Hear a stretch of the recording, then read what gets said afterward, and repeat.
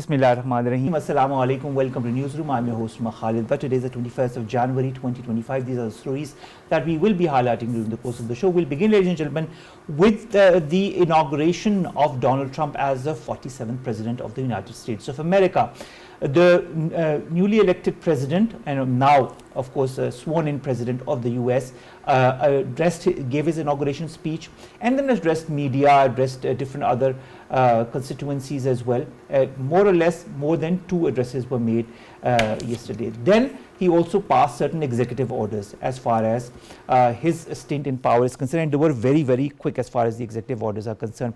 Many different kinds of executive orders were passed, whether it concerns immigration, whether it concerns those who had been imprisoned after the January 6 riots, who have now been set free, and so on and so forth. There are many things that we will be discussing in the course of the show, which will embolden all of these, the Trump inauguration speech as well as his executive orders. Our second story, ladies and gentlemen, or the segment, concerns the first phase of Gaza ceasefire. Of course, today is day 3 of that truce that has happened, and day 472 of the Israel since this war began, or conflict began, between Israel and Palestine. We'll be highlighting different aspects of that, the different apprehensions that certain people have, whether this truce or ceasefire will hold or not, and the statements that have come from the US President Donald Trump or other leaders as well regarding the ceasefire, regarding the future of this peace process. Then we'll be talking about the 35th martyrdom anniversary of the martyrs of Gau-Kadal massacre that is being observed today as well.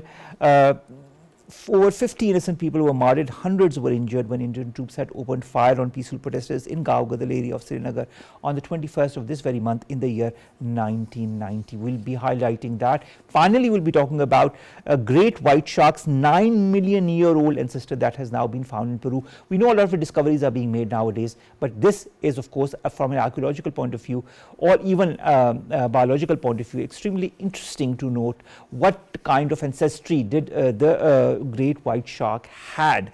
And we will be highlighting the different bones that have been found and what do they in fact identify as far as this mammal is concerned.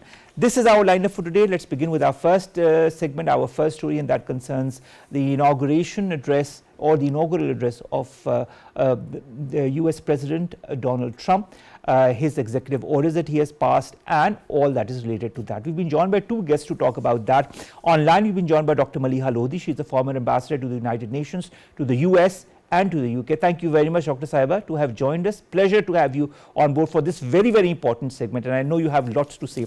And in the studios, we've been joined by Fiza. She's a foreign affairs analyst. Fiza, thank you very much to have joined us as well. Let's begin with you, Dr. Maleeha. Dr. Maleeha, Donald Trump, in his inaugural address, declares the beginning of the complete restoration of America and the revolution of common sense, quote unquote. He said the US will not allow itself to be taken advantage of. He says that the government will reclaim the sovereignty of the US, restore safety, and rebalance the scales of justice. He says the top priority was to create a free, proud, and prosperous nation. America will soon be great, stronger, and far more exceptional than ever before. Regarding the state of America, this part of his speech that began in the very beginning of when he addressed the gathering, what do you make of it? What do you expect now that he talks about America being made great again, and rebalancing and reclaiming the sovereignty, and to create a free, proud, and prosperous nation? There are so many things, but we'll come to that later. But what regarding the US, what are Donald Trump's plans? Well, I think his inaugural speech was quintessential Trump. It contained hyperbole, exaggeration.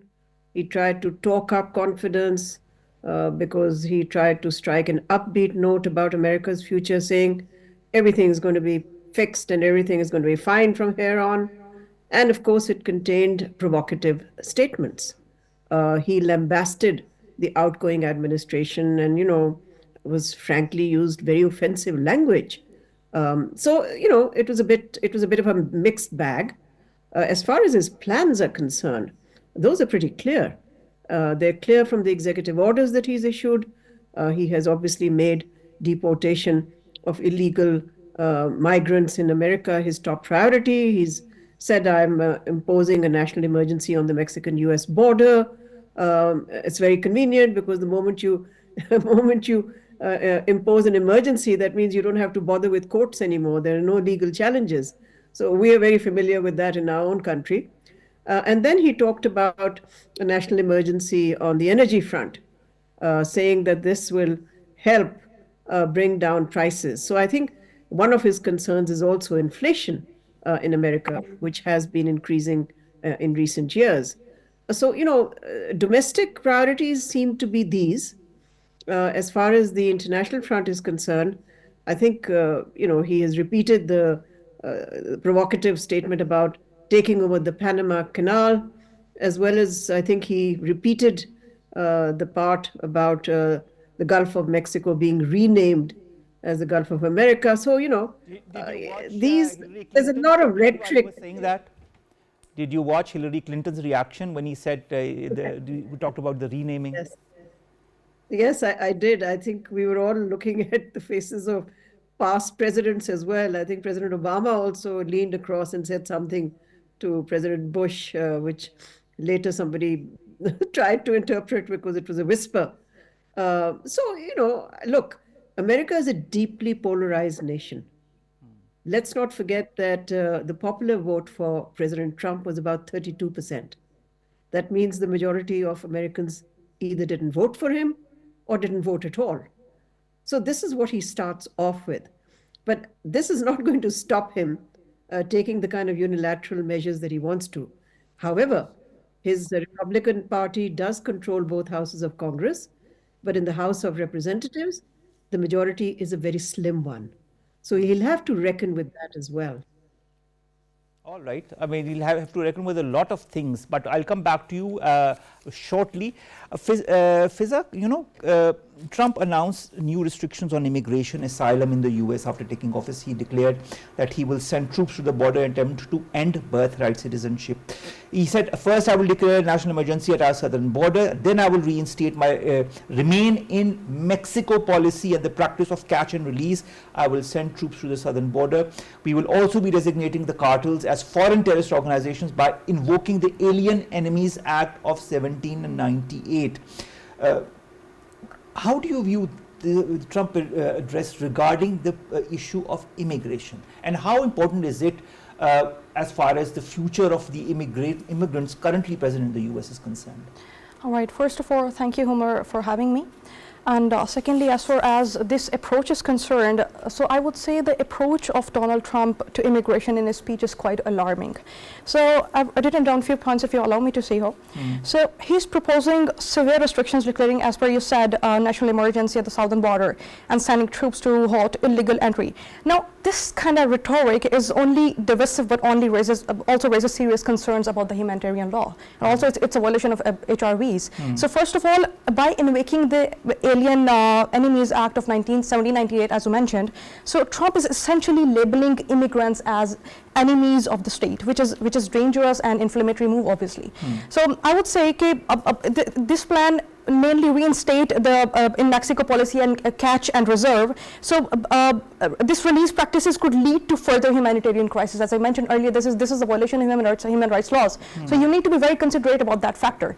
So moving forward, like I would say, like in my perspective, as I see this, it worth nothing than Trump's characterization of immigrants as criminal aliens, as you mentioned in your text. That it's a gross, I would say, it's a gross misrepresentation of the facts of the alien. Like the immigrants who are truly residing there and who truly needs their persecution, and like it's a violation, clearly violation. Like it's as per the told by the ambassador in his words. Like I also see as exaggeration in the speech. Like this narrative or this decision taken by the Donald Trump, I don't see it as having a very good global impact. In fact, I see see it as a violation of human rights laws. And secondly, if you give me the would like me to give you give the overall overview on this text, particularly the immigrants text. So I would say that Trump's speech on immigrants is call to action for those who believe in compassion, justice, and human rights. So being a true believer of compassion, justice, and human rights, I believe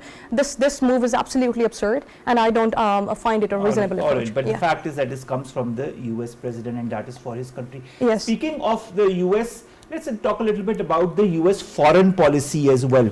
You know, I read the op-ed that you published very recently in a leading newspaper, and you were highlighting the different foreign policy objectives of the Trump government and how Trump is going to go forward. I'll just like to give you an example. On Monday, the US president says Vladimir Putin is destroying Russia by not making a deal to end the war with Ukraine. He should make a deal. I think Russia is going to be in big trouble. Then, of course, his rhetoric as far as Palestine is concerned, as far as Iran is concerned, as far as other important, like Greenland, you pointed out, or Panama, or so many issues that come to the fore. As far as the foreign policy is concerned, Dr. Maleeha, what should we foresee? I think it's pretty clear what we are looking at. We're looking at a president who has said that his priorities are going to be China. They're going to be ending the war in Ukraine. On Gaza, he has wanted the ceasefire, which he obviously played a key role. His intervention is what made it possible. But then he's now said he doesn't have much confidence that the ceasefire will hold for too long. So that's pretty contradictory to what he said before. But, contradictions are what we have come to expect of Trump. He does this deliberately. This is a deliberate tactic. Both unpredictability as well as lack of consistency. These are tactics that he uses.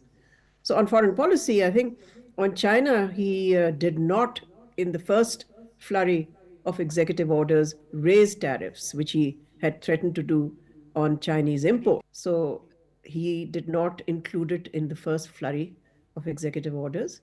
He now plans to raise tariffs. We don't actually know by how much. He keeps saying different things at different times, but he's also sounded conciliatory towards China.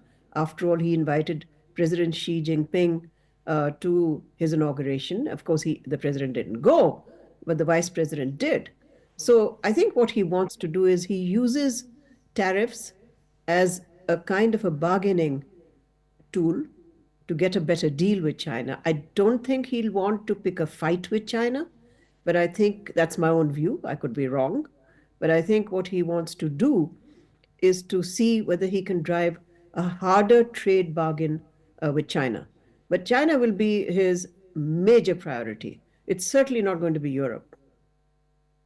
What about Palestine? When he talks about, when he signs an order reversing sanctions imposed by the Biden administration on Israeli settlers in the West Bank, what does that signify?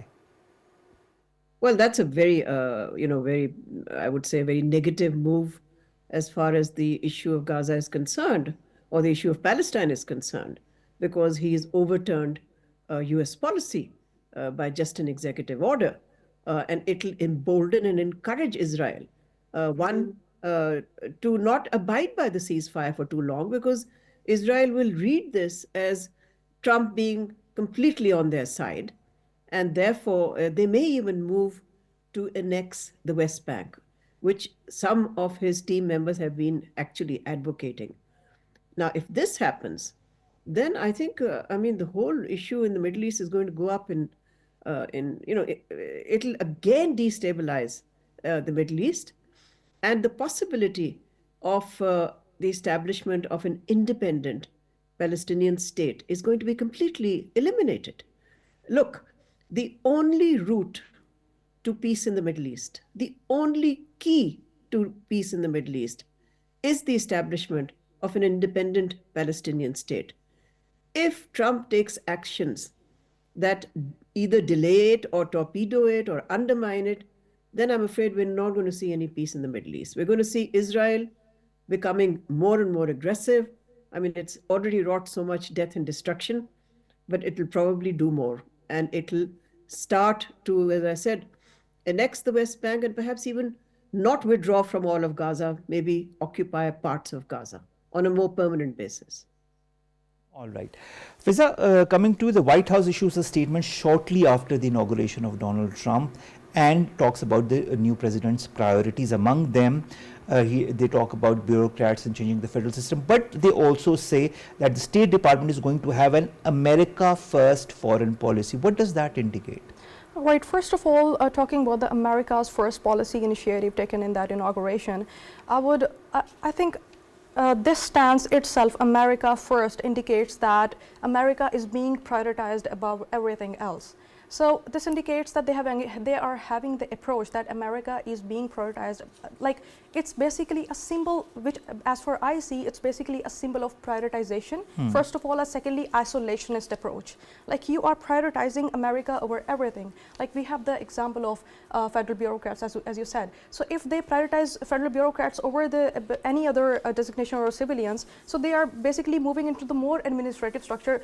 They would definitely, it's gonna hit their economy in a positive way. But I think that if you particularly talk about the America First policy, then it's prioritizing America, but also it's basically prioritizing over the compensation, over the expense of international cooperation. Like, I think it's a big cost. Like, you are isolating America, using the terminology America First, and you are basically, it's costing you international cooperation, as far I see it. So in this perspective, yes, like, this is how I see it. All right. Dr. Maleeha Lodhi, the US President signs pardons for 1,500 plus participants that took part in the January 6, 2021 attack on the US Capitol. He says these are the hostages, approximately 1,500 people, for the pardon. This was said at the signing ceremony shortly after arriving at the White House. I would like to understand from your perspective as well, what kind of image does that send globally when you pardon rioters of the 6th of January 2021? Well, it sends a pretty obvious signal, doesn't it? That means that so much for the rule of law, so much for the law applying to people who created mayhem on Capitol Hill, in the Capitol building, in fact. So I think there are no two ways about it. I mean, there's no mystery to this. It sends a very negative signal. Dr. Maleeha, also he has announced that they are going to roll back, or they are going to remove themselves from the Paris Climate Accord.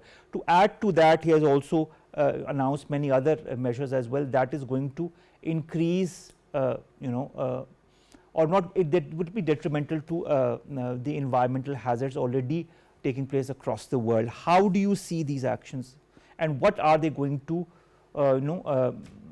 board as far as the whole world body coming together at COPs trying to do something for climate change? What that does indicate as far as the United Nations is concerned and its efforts to mitigate the effects of climate change? Well, he did this in his he did this in his first term too. He's been against any kind of multilateralism. So again, this comes as no surprise. It's entirely predictable. It's a huge setback, of course, for the whole global efforts to deal with climate change, because the US is obviously one of the biggest partners in this enterprise of trying to deal with the challenge of climate change. But it was entirely expected. And I think the rest of the world will still carry on with what it needs to do. But there was an expectation that Trump's return to power would further weaken multilateralism, which basically means that he has no time or inclination for international cooperation. I mean, his slogan, America First, means basically America alone. He doesn't feel the need to cooperate with anybody. He thinks that America is powerful enough. Now, I think my own sense is he's in for a surprise. This is not a unipolar world. That ended 20 years ago, if not more. And therefore, he has to learn for his country to operate in a more multipolar global landscape. So fine, he will weaken multilateralism, but the world will go on and other countries will continue to cooperate with each other. If America wants to isolate itself from the global community on these vital issues, it'll be America's loss, not the world's loss. Thank you very much, Dr. Maleeha Lodhi, to have joined us, to have given us your take as far as the inaugural speech of Donald Trump, as far as, and also the executive orders are concerned. Thank you very much to have joined us. Fiza, another order that has come from Donald Trump is from withdrawing the US from the World Health Organization. He says that the Global Health Agency had mishandled the COVID-19 pandemic and other international health crises. What impact will the US withdrawal from the World Health Organization have on the United Nations? Right, first of all, this initiative brings WHO in the point where, like, if we see WHO is the main indicating factor or the main organization which negotiates multiple health desires, multiple health things stuff. So first of all, it's basically a pinpoint that's I would call it would the main impact I would observe it would cause a hurdle in negotiating or communicating in terms of health. Like US can cause it, like via its implication. And I would add up like. At once, it's also contradicting with the Donald Trump's desire. Like if we talk about the habitation, like as we have seen earlier, that Trump desired to add Greenland and Canada as a part of the U.S. to become the part of the U.S.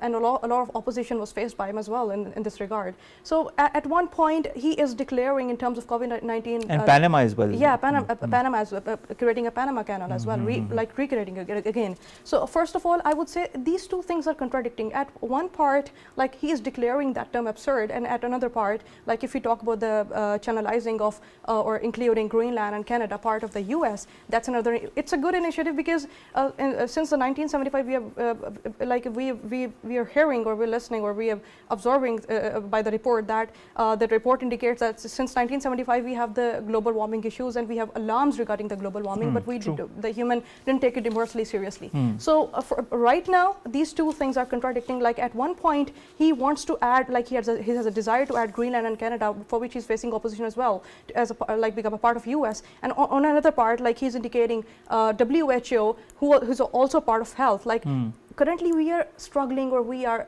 having challenges regarding habitat. We are struggling. Like if we see onto the global warming issue, we can clearly see in next few decades we would be facing severe tsunamis. It would become a norm. Land devastation everywhere. Like global warming and the climate change is still like it's a hot topic of discussion currently, so much that everyone can feel and see right before them that how much is it going to cause trouble. And specifically if you talk about US, so US is clearly can witness it, and that's why China and Greenland, because China and Greenland, as per the research, they do not have the capacity merely to accommodate 1/3 part of the world or accommodate 1/3 part of the world, but also they have the capacity to feed them as well. So that's why they have also the Iceland. So also that's why America somehow is looking Greenland and Canada with the greedy eyes. Trump has also signed an executive order, he says, which is aimed at restoring freedom of speech and ending federal censorship. He said this under the guise of combating misinformation, disinformation and malinformation. The federal government has infringed on the constitutionally protected speech rights of American citizens. This was in a statement by the White House.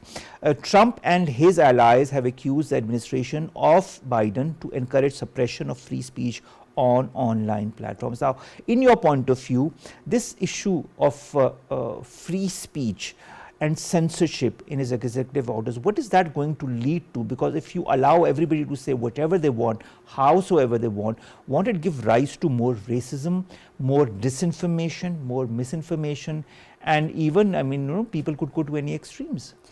First of all, yes, your text is absolutely right or correct in a way. That would absolutely lead to misinformation, disinformation, like India had the right regarding the Kashmir dispute. So we can take the example over here. So disinformation is will become a part of this. Like if you are giving freedom of speech to everyone to speak over there, like with my perspective, as I see it, Trump is basically building an image of like a very positive image in the people as the people already had in their minds. All right. All right. So people already had some perspective of their personality. So he is proving himself as a positive, like coming or showing up with the same perspective to prove himself as a same man like people think of him. Also, if you listen to his speech, so he has mentioned in his speech clear words that what I have faced in last 8 years has never been part of American history. So we can clearly see that he wants to come up with a very beautiful image. We cannot even see that what are the repercussions. And being an analyst, I am afraid, I really am very curious and very really want to see that what are the repercussions of the current policy implications. Like it's very exaggerated as far as I can see it being like. All right, all right. Kindly stay with us. We will now start with our second segment, and that concerns the truce or the ceasefire agreement that's still holding on day 3 between Israel and Palestine. And a lot of people are returning back to their homes, and of course the devastation that has been caused with 90% of infrastructure already destroyed is raises many heads as to what will be the future of Gaza, of Palestine, who will take part in the rehabilitation of that area. Although the number of trucks carrying aid for the people in Palestine is increasing, 915 trucks came on day 2 as far as the truce is concerned. Nevertheless, much more needs to be done as far as the Palestine and the Palestinians is concerned, whether it be their basic needs of food, water, health and shelter, whether it be giving them their rights, but a lot still needs to be done. We are on day 3 and still a lot of speculation is brewing up as to what is going to be the future of this ceasefire deal. We've been joined by Osama Mohammad Nazzal, Palestinian journalist from Jenin, to talk more about that. We'll also continue to discuss with Fiza, who's a foreign affairs expert in the studio. Let's begin with Osama. Osama, tell us a little bit about the humanitarian aid. I heard on the day 2 there were 915 trucks as compared to 600 and plus that came on day 1 of the ceasefire agreement. How do you see this whole ceasefire deal now that the third day is upon you and upon us as well, and for some the third day is ending? What are a lot of people foreseeing? All right, we're having a little problem with Osama. We will go to Fiza. Fiza, let's talk about humanitarian. The question that I was asking Osama was about humanitarian aid and how the trucks are coming back to Palestinians because there was a dearth of food, water, medicine, basic necessities of life, and all that is associated with it. But of course, there's the whole destruction of the infrastructure as well. When the Palestinians return to their previous houses, they are no longer there. The previous buildings are no longer there. Is this relief or certainty or uncertainty going to remain as Gaza ends its third day of the truce? Do you feel a lot of questions will still remain in the minds of those who have returned back to their homes only to find their houses completely destroyed? Well, the answer to this question is still uncertain. Like no one, if we look into the history of the ceasefires, there's always going back. Like if we look into the history, so there is not a positive, like continuous positive holdings. Like if we talk about the Palestine and Gaza. So regarding the Palestine, I would say it's a mix of the situation, mixed situation. Like there is the grief, relief, and still uncertainty would be going on still there. And if we talk about the aid stuff and yes, we can see the area of hope due to this ceasefire agreement in the Palestine. This area of hope, like we can see the people are onto the way of finding or searching for their missing ones. People can actually now calculate the loss of their neighbors. So this is basically an area of hope which actually Palestine deserve way better than this. But yes, this is an area of hope. And if we talk about the aid that you're talking about, yes, it's a big achievement. I would say that a lot of troops and a lot of aid is being received by the Palestine. And still, if you talk about the certainty of this ceasefire, then there is no certainty. I can only give the perspective with with the relevance of the history. If we look into the ceasefire agreements, as we discuss about the history, so there is no certainty. Like as we see dig into the situation, there are always still still been there's still injuries have been caused by the Israeli government as we talk about this. So even after the ceasefire agreement, there are still injuries and loss of the Palestinian people being done. So there is no certainty. But still there is an area of hope, and we can still at least get a hope that something better would come soon. Israel's war on Gaza has killed 47,035 people as we speak, and 111,091 have been injured so far, and there are thousands and thousands, tens of thousands apparently people who are still buried under the rubble. But you were talking about those who've been injured or those who have lost their lives, and I was just asking Osama the same thing. 3 people have been killed in Rafah, including 1 child. 2 people have been injured as well. Is this violence going to continue despite the ceasefire in your point of view? Well, if we look into the current scenario, that as per my previous words, I would still stick with that. Like I would say, there is still no certainty about the issue or about the situation that it will keep holding the ceasefire. But if we talk about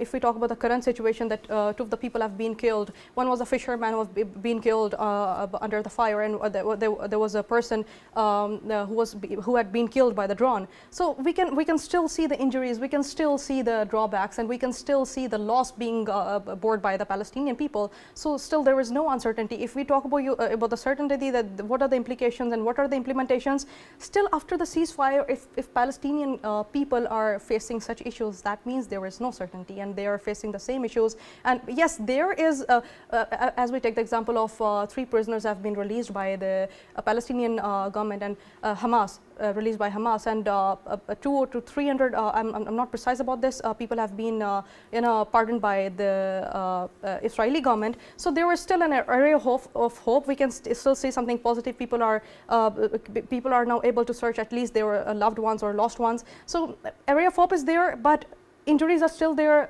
As I said, it's a mixed-up situation. The grief is there, the relief is there, the uncertainty is there. So it's a mixed-up situation. It's very early to stick to one scenario. Even if you talk about even the international leaderships cannot say it precisely. A lot of times, international leaderships have been asked this question: that what is the certainty of this situation, that it will keep going on? There is no certainty for the situation of the ceasefire. Yeah. All right, Osama, coming to you. Let's talk a little bit about the Israeli settlers. We know that Donald Trump has reversed the action by Biden to ban certain Israeli settlers, but now that it has been reversed, there is a huge outcry, a positive outcry from people like Smotrich and Ben Gvir. And to top that all, there are Israeli settler attacks that are still going on as we speak. What's going to be what are you forcing on these Israeli settlers front? If there is a ceasefire, shouldn't such violence by Israeli settlers also end?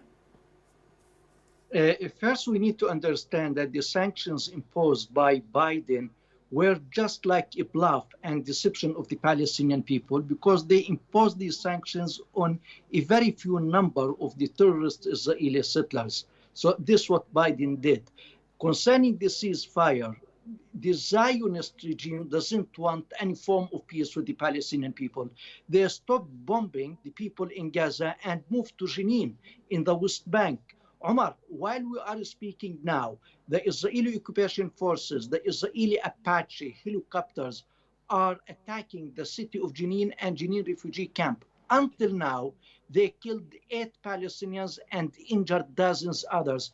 They prevent the Palestinian medical teams from getting into the refugees camp in order to provide medical aid to the injured. Israel today is closing all the cities and the towns of the West Bank. People can't leave Ramallah to Nablus or Nablus to Jenin. So we are, as Palestinians in the West Bank, living in closed ghettos, ghettos that are much worse than the ghettos the world is talking about, the ghettos of the 30s and the 40s in Europe. This is the Zionist Israeli mindset: killing, injuring, abduction of the people, building more settlements. You know, the Israeli settlers are acting like hooligans, attacking every Palestinian village, setting fire to the cars, to the properties. Just last night, they injured about 30 Palestinian citizens of a small village called Funduk in the north of the West Bank. This is the situation that we have today. So Israel, agreed to the ceasefire because of the pressure of the American administration and other factors we don't want to talk about now, but moved all its military. We are talking about 7 military companies working against the Palestinian people in the West Bank these days. So the situation is unbearable, and those who don't love peace will never work for peace, and that is Israel. Will the UN have any impact, Osama, when it comes to this current situation? Because Antonio Guterres says that he is deeply concerned about this existential threat to the integrity and contiguity of Gaza and the occupied West Bank due to Israeli actions. Now, dear Omar, expressing concerns and worries is no longer acceptable, because we are talking about ethnic cleansing, genocide, decimation of a whole people, a people whose roots are deeply stricken in the history of humanity. We are talking about Palestine. Palestine is the culture, Palestine is the civilization, Palestine is the history, and its people are being decimated by Israeli helicopters, by Israeli tanks, whether in Gaza or in the West Bank. Concerning the ceasefire in Gaza, yesterday or today morning maybe, they killed 2 Palestinians in the town of Rafah, which is a clear violation of the deal. But we don't want to differentiate between Gaza and the West Bank. It is all Palestine. It's all the people of Palestine.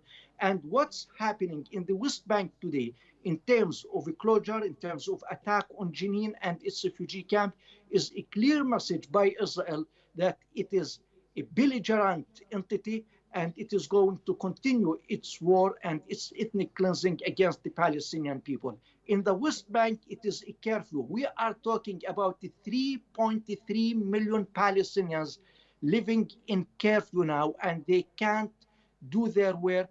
They can't go out of their villages and camps. It's really catastrophic. All right. Osama, also US President Donald Trump, while being asked by a reporter at the White House whether the two sides will maintain the truce and move on in the agreement, he says, and I quote, "I am not confident. That's not our war, it's their war, but I'm not confident." These are the exact words of Donald Trump. What do you have to say on that? We don't forget that Trump, during his first term, announced that Jerusalem, the first Muslim Qibla, Jerusalem, the city of all Muslims and the Christians in the world, he declared it as the eternal united capital of Israel within what he called the ultimate deal, or the deal of the century.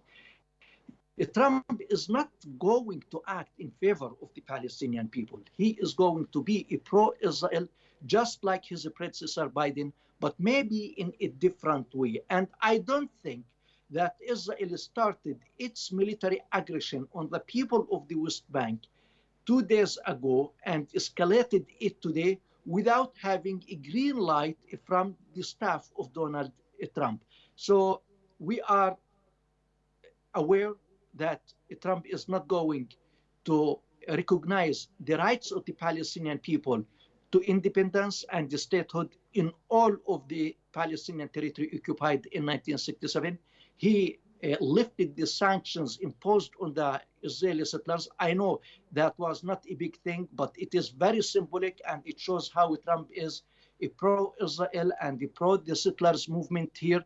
So yes, these the statements that are expected from any American leader, not only Donald Trump, because without America, Israel would not have been able to continue its campaign against the Palestinian people and continue its occupation of the Palestinian land.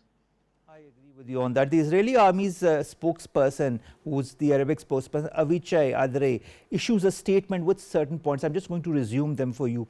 The Israeli forces will remain deployed in certain parts of the Gaza Strip, not to approach forces in the area until further notice. Movement from the south to the north of the Gaza Strip or towards the Netzarim road remains dangerous. If Hamas adheres to the details of the agreement, then from next week, residents of the Gaza Strip will be able to return to the northern parts of the Strip. In the southern Gaza Strip, it is dangerous to approach the Rafah crossing area or the Philadelphia corridor and all areas where the forces are concentrated. In the marine area along the sector, there is a great risk of fishing, swimming and diving, and we warn against entering the sea, and it is forbidden to approach Israeli territory and the buffer zone. What's your comment on these statements that have come post the ceasefire? Yeah, this implies that Israel is not going to quit its policy of attacking the Palestinian people, preventing the Palestinian people from practicing their human basic rights, and at the same time tightening the siege on the Palestinian people, whether in Gaza or in the West Bank. And today the Israeli military attacked the Palestinian fishermen at Gaza Sea. And according to the deal, Israel is going to keep a perimeter of 700 meters within Gaza Strip in certain areas and 400 meters in other areas, which means that the Israeli appetite for colonialism, for stealing the land, for exploiting the resources of the Palestinian people would not come to an end.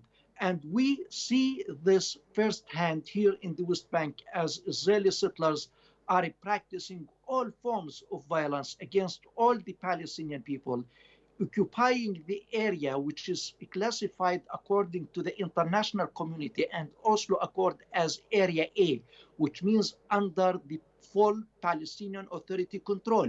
Israel is occupying this area now. It's occupying all of Jenin with full disregard to Oslo Accord and to all the international understandings. Israel is an occupying entity, a colonial entity, and will continue as this unless there is real power by the Arabs, by the Muslims, by the pro-justice nations to stop it. All right, thank you very much, Osama Muhammad Nazzal, to have joined us all the way from Jenin, to have updated us even on things that we did not know about as far as the situation post the ceasefire is concerned. Let's hope, let's pray, Osama, that things hold on, that the ceasefire deal holds on despite the issues that we see around it. It's very important that people find some semblance of peace after the 470 plus days of war and genocide and ethnic cleansing. Thank you very much, Osama, to have joined us, and thank you very much as well, Fiza Zia, one of his analysts, to have remained with us during the entire duration of the show and to have talked to us about both the Trump inaugural speech and his executive orders, as well as the situation in Palestine. Let's come to our last two stories very quickly. The first concerns the 35th martyrdom anniversary of the martyrs of Gaukadal massacre that is being observed today. Over 50 innocent people were martyred and hundreds others were injured when Indian troops opened fire on peaceful protesters in Gaukadal in Srinagar on this very day in the year 1990. The demonstrators were protesting against the molestation of several women by Indian troops in the area. But of course, this is something that has been going on and will continue to go on. The fact is, till such time that there is not a concrete resolution of the issue of Indian illegally occupied Jammu and Kashmir as per the UN resolutions, this massacre will also continue to go on, and in one form or the other, and the people will never attain the peace that they so desire. Finally, the great white shark's 9-million-year-old ancestor has been found in Peru. Paleontologists have unveiled this fossil of a relative of the great white shark that once inhabited the waters of the southern Pacific Ocean. This nearly complete Cosmopolitotudus hastellis fossil, this is how it's named, was found some 235 kilometers south of Lima. The shark is believed to be an ancestor of the great white shark, I've told you now, and researchers presented the shark's remains in several glass urns, including one containing a giant sharp-toothed jaw. Now, this is going to give us a more insight as far as our past is concerned, the mammalian past is concerned, and will make us understand better how marine life used to live those millions of years ago. With that, ladies and gentlemen, we come to an end of today's newsroom. See you inshallah tomorrow with new story segments that pertain to us, you and Pakistan. Stay safe. Allah Hafiz.